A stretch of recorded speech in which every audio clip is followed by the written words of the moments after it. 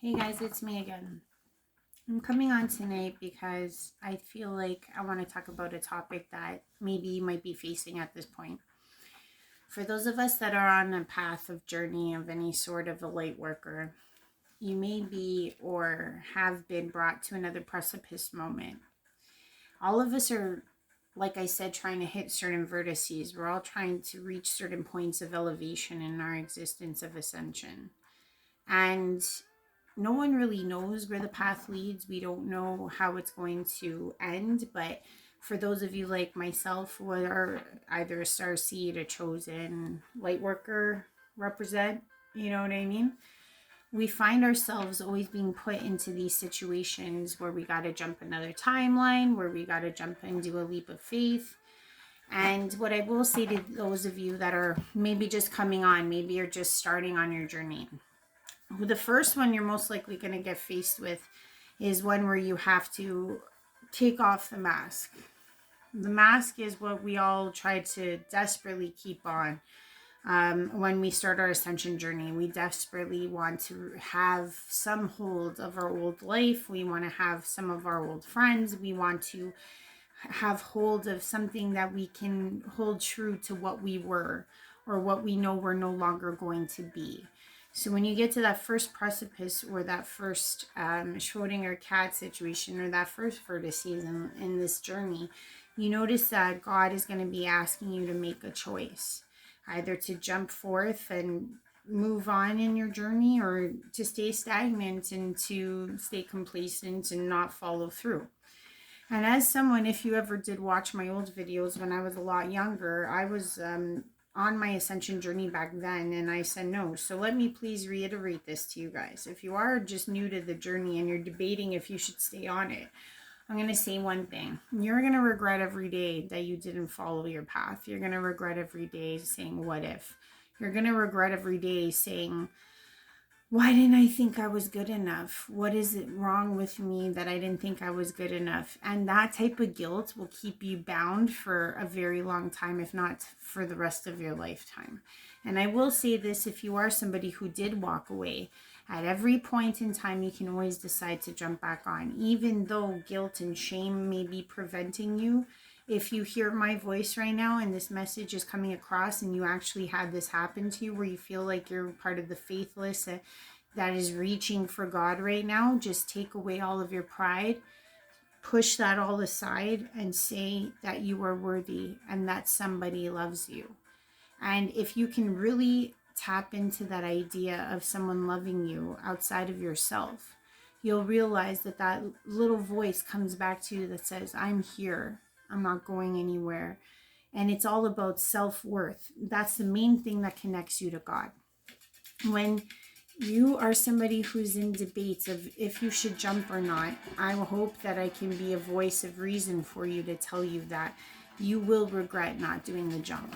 Now, for those of us that have been on the path and we've already done that first jump, we've had to do many, many other jumps throughout our time.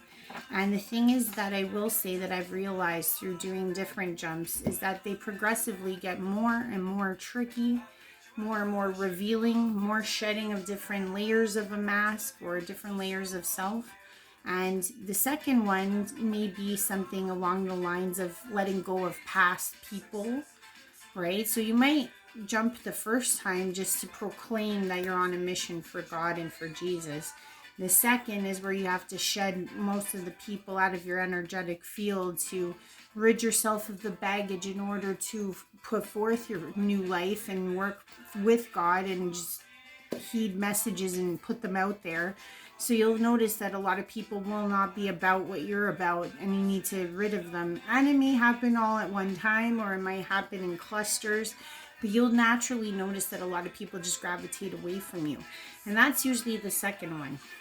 And the third one is starting up your ministry or starting up your gifts, right? Like everybody who's on this mission has some gift. Some are prophetesses, some are those that help and aid and heal. Some are like into sciences and are going to cultivate new things. Some people are singers putting forth God's word. I've been seeing some chosens out there putting out amazing music, like stellar music right now.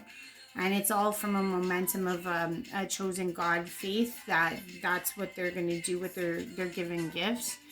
Everyone has one. Everyone gets one. Or everyone maybe has more than one. And the thing is like, how do you cultivate it? How do you make it into something of, profitability in whatever way? Like for me, like I do both systems where I get money from people and then some people we trade in energy.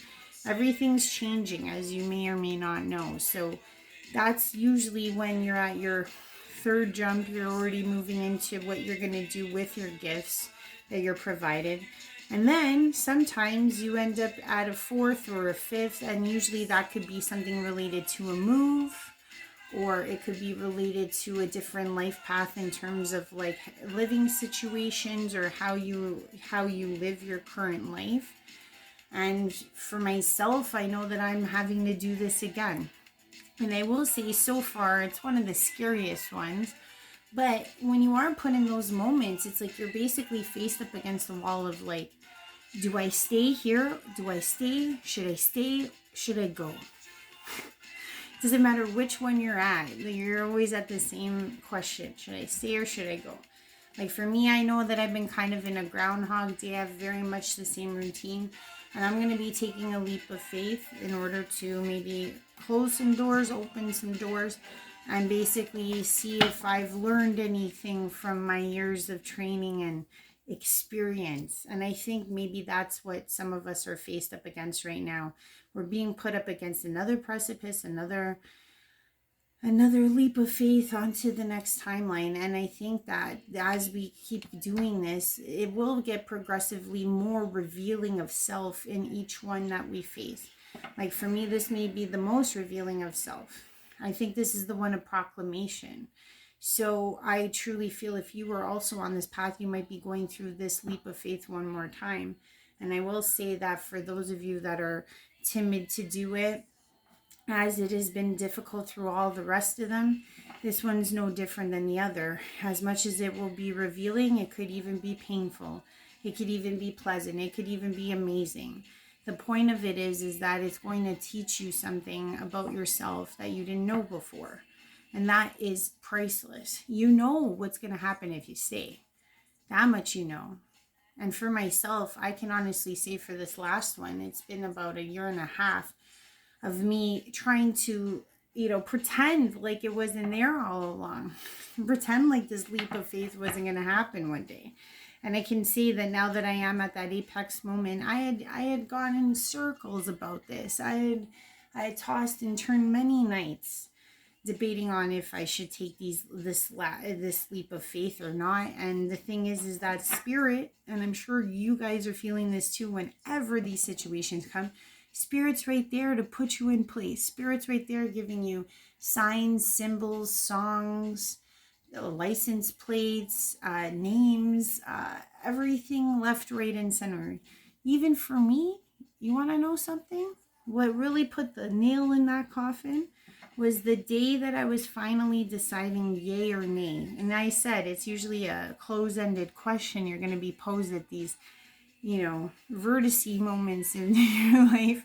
I literally had a person come out of nowhere, and I mean nowhere, from 8 years ago, become a complete reflection of what I would be staying in and capturing in my present moment should I stay. And it was like once this reflection was presented to me, I was like, hell to the mother of no. I'm like, I'm not gonna stay and let this be the representation. I'm gonna go for what I manifested. I'm gonna go for what I truly want. And the thing is that reflection helped me make that yes or no decision. And once I made it, 2 or 3 days later, something unlocked. And it's like that. Whenever you take those leaps of faith, you have to understand in order to manifest, you have to be vibing as high, or as I say resonate, like actually like resonation, and it does become higher, and you should be always working on your resonance. But in order to unlock the manifestations of what you want to create, those leaps of faith sometimes are, if you want to say, like I've always said about the game factor, It's like when you're about to almost finish one level, right? There's always that like villain you've got to fight at the end in order to either go save the princess or go get the money in the castle or whatever the case may be. So sometimes you're going to face that like villain, and usually the villain is you. So the thing is that it's usually you that's standing at the very edge of that bridge, stopping you from getting in the castle, saying, no, no, you better stay over there, because if you don't, you're going to have to face this monster of you. And it's unfortunate to say that, yes, as light workers, we're always working in the light, but really and truly, when you come to these points of your existence, you realize you got to fight the shadow. That's why when people say like, oh, it's shadow work. Oh, trust me, if you're a light worker, you got to know that shadow of yours. Because the thing is that when it leers its head at you at those precipice moments, you got to know what you want. Because the shadow will eat you alive and it'll tear you down. It will tell you every reason of why you can't pass that bridge and get to your pot of gold at the end of that rainbow, because it's really just designed to keep you down, to keep you minimized, to keep you small. So if you can actually fight through that version or that mask of yourself that you're really truly hiding from, the one that you never wanted to face, the one you thought you never had to face again, you gotta stare it right in the kissa. You have to stare at it right in the face, and you have to say to it, you know what, I'm not scared of you. If anything, I want to grow, I want to learn, and I want to get to know more about myself. And the thing is that when you do that, when you actually put that faith into yourself, into what God's plan is for you, you'll notice that the abundance, is right there right after you get through that monster. So just saying, sometimes, you see how the game rolls out if you do pass certain things. And I just wanted to say that for wherever you are on your journey, don't be scared of these moments, because they will define you. They'll help you evolve. They'll help you grow and change. And if you stay stagnant and you stay where you are, you know exactly what you're going to get. And if that doesn't scare you, then stay. But if it does scare you, because it's going to be the same thing you've been seeing and the same thing you're going to see again tomorrow and the next day, how scary is the other way? So just want to say that. And I'm going to do some energy cards. Man holding a heart. So the man, maybe I should, okay, I'm going to do it again, because I didn't really shuffle too tough and I didn't knock out the energy, but man hold a heart just came out of nowhere. But yeah, it's sometimes we got to just roll with those punches and make the best, the garden in the gate. See, this is kind of what I'm saying. Okay, I have a feeling the cards are working with me today. Garden in the gate, garden in the gate. I hope you guys are all doing well. I think precipice moments come and go. They are terrifying when they come, but glorious when you pass them. So I'm really hoping to pass mine with flying colors. I really do. Because, I don't think anything could be, wrong. How can you go wrong when you go after what you really, truly desire? Appreciation. That's a beautiful flower too. If you do like what I'm saying, please like, please share, please subscribe. I know for all of us on this journey, it's always hard. And it gets easy too, and it gets beautiful at times. And I wouldn't knock the journey for anything, because I don't think I've ever done this much fearless movement in my life, and it's kind of glorious at the same time. So I just, that one went flying. Angel of Strength. This is getting a theme here. Seems to be directed mainly to the feminines.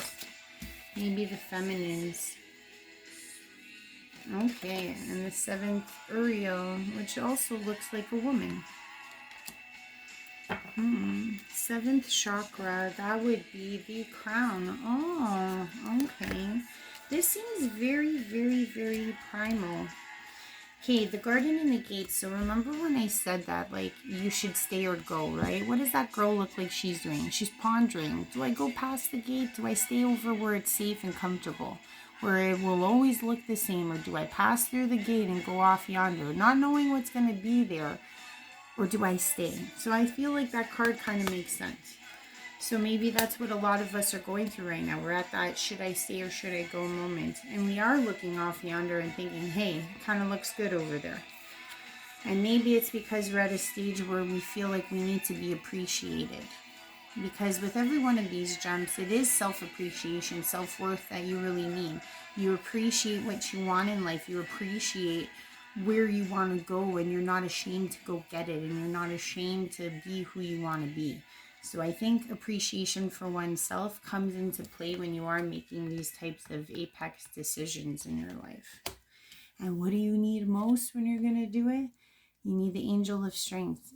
And you know what's kind of interesting about this card? Because we have the lion there, and the lion is one of true force. So the fact that this angel is able to tame this lion means that you have to have the strength of not only a lion, but that of the tamer of the lion. So you have to have a lot of balance, and that's where the strength comes from, is having that balance. Realizing that you are making the right choice for yourself and being okay with it. Inner strength is something that is always needed when you're going to make a jump. And we have our Archangel Uriel. Uriel is obviously looking feminine in here too. And wearing the crown, the 7th chakra, the crown chakra. That all has to do with sovereignty, with reclaiming our power of who we are and what we need in our lives. Because realistically, this is what we really are.